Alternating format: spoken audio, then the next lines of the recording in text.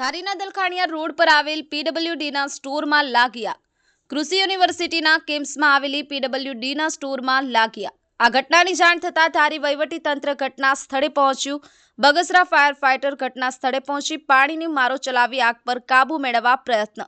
ભારે જહેમત બાદ આખરે આગને કાબૂમાં લેવાઈ. આગ કયા કારણોસર લાગી તેનું કારણ અકબંધ. Virji Siyal, Mahadev Times News, Amreli.